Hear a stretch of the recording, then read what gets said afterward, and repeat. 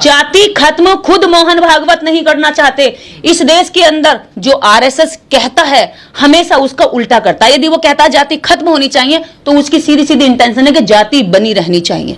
यदि वो कहता है कि गरीबों को अछूतों को उनका हक मिलना चाहिए तो सीधा सीधा उसका उल्टा आप समझिए कि उनका हक छीन लेना चाहिए। वो उल्टा करते हैं। भागवत जी ये बात कह रहे हैं कि जातियां पंडितों ने बनाई, तो पंडित तो आप भी हो, फिर वो पंडित कौन से हैं? लगाइए उनको, चढ़ाइए सूली पर, फांसी पर चढ़ाइए, जिन्होंने देश के अंदर इतना जहद और जातिवादी काम किया जिसकी वजह से हम करोड़ों सालों से दमित हो रहे हैं, हम शोषण झेल रहे हैं। तुमने तो केवल मुंह से कह दिया, और तुम कहते कब हो? तब जब चुनाव आता है। चुनाव आते ही तुम पूरे 5 साल सोते रहते हो, ठीक है? ये 5 साल सोते रहेंगे, जैसे चुनाव आएगा मोहन भागवत जी की आंख खुलेगी और आंख खुलते ही कहेंगे सर सारे दलित भाई भाई हैं, सारे हिंदू एक हो जाओ, सारे हिंदुओं को जो है आरक्षण, वो दलितों को आरक्षण मिलना चाहिए जब तक असमानता रहेगी। ऐसे डोंग पाखंडी, ऐसे झूठे छली कपटी बयान दे करके लोगों का वोट लूटना चाहते हैं। क्या बगावत किए उन्होंने?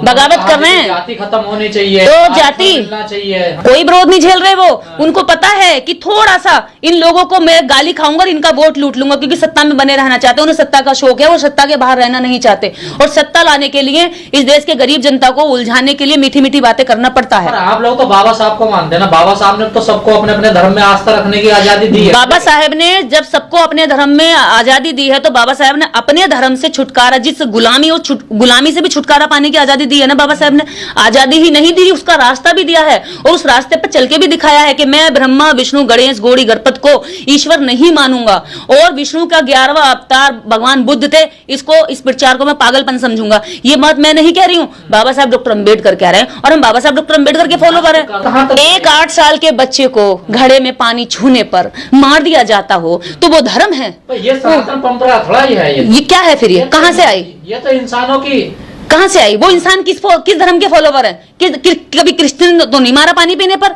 कभी मुस्लिम ने तो नहीं मारा, कभी सिखों ने तो नहीं मारा, कभी इस देश के अंदर और किसी जाति पंथ ने तो नहीं मारा। ये सनातनी ही क्यों मारते हैं? और मारते तो मारते उल्टा अपराधी का समर्थन भी करते हैं। बिल्कुल सोचना पड़ेगा। सनातन के रखवालों को बैठना चाहिए, चिंतन करना चाहिए। यदि सनातन बचाना है तो सनातन के अंदर से ये घृणित और गंदी चीजों को खत्म करो। 2014 से हिंदू राष्ट्र की मांग चल रही थी, अब 2014 से इसी साल के अंदर आपको पता होगा सनातन पे अब हिंदू राष्ट्र से उछल कूद करते करते, जैसे एक बंदर होता ना, ये डाली पकड़ेगा, ये डाली पकड़ेगा, भागेगा, और फिर क्या कहते हैं? थक के कहेगा मैं तो बड़ा काम कर रहा हूं, अभी चुनाव हो जाने दो, ये सारे थक के बैठ जाएंगे। क्योंकि देश की जनता जो है ना इतनी गुमराह, इतनी अनपढ़, इतनी अशिक्षित है कि उसको जैसा भी दे दो उसी एजेंडे में, प्रभाव में बह जाती है।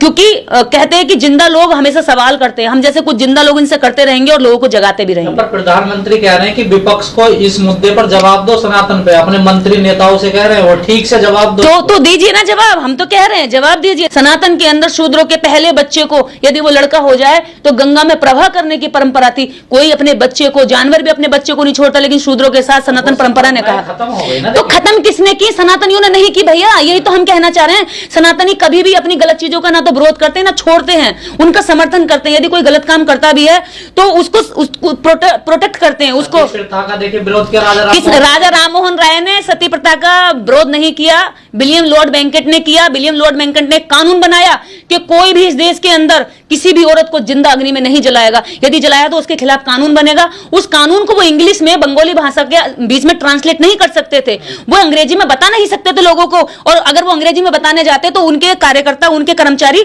उसको समझा नहीं सकते थे। इसलिए लॉर्ड बेंकेट ने राजा राममोहन राय को अपना सचिव बनाया, और सचिव बनाकर उनको ये जिम्मेदारी दी कि आप इंग्लिश को हिंदी में ट्रांसलेट करोगे, बंगाली में ट्रांसलेट करोगे, और जब बंगाली में ट्रांसलेट करके लोगों को बताओगे तो आप ये बताओगे कि कानून बना हुआ कोई किसी भी महिला को जिंदा नहीं जलाएगा।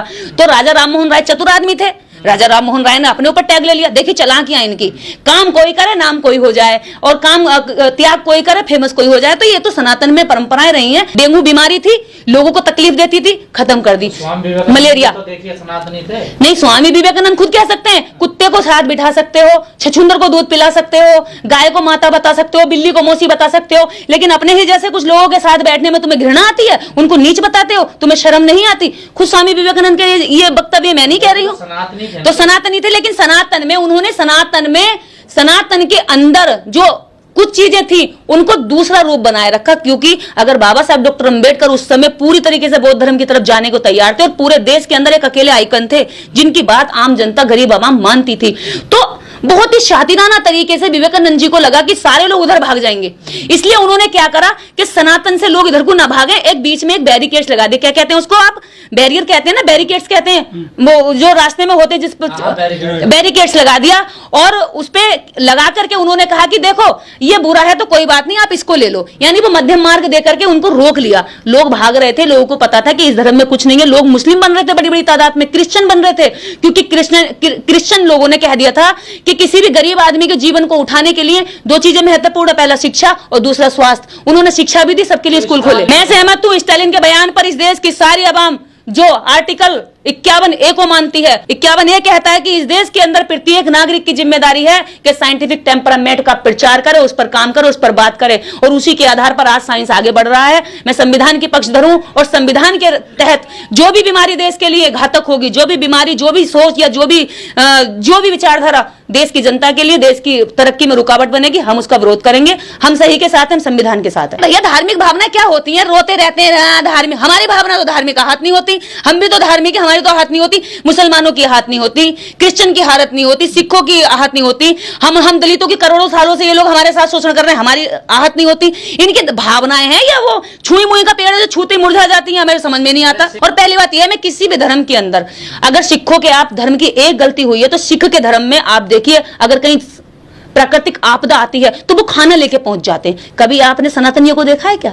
सनातनी गाय को तो रोटी खिलाता और मंदिर में बैठे बाहर भूखे को लात मारता, कहता कि भाई तुझसे जो है कमा के नहीं खाया जा रहा। मंदिर के तो भंडारे चला रहे, कहां भंडारे चलाता तो पता क्या कहता? अरे तुम तो भूखे हमारे यहाँ भंडारे में खा रहे थे।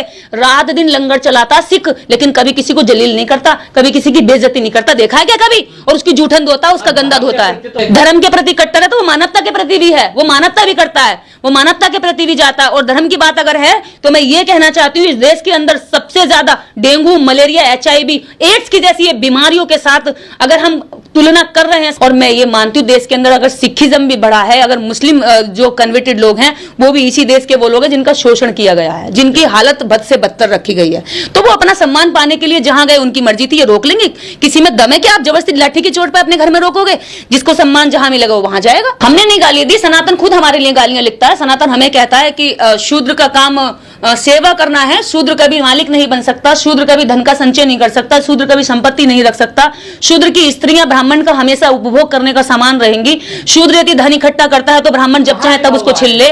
मनुस्मृति आप पढ़िए, मनुस्मृति सनातन की, सनातन मनुस्मृति, आप मुझे सीधा सीधा बताइए, क्या मनुस्मृति सनातन धर्म का ग्रंथ है या क्रिश्चियन धर्म का ग्रंथ है या मुस्लिम धर्म का ग्रंथ है? मनुस्मृति किसका धर्म है?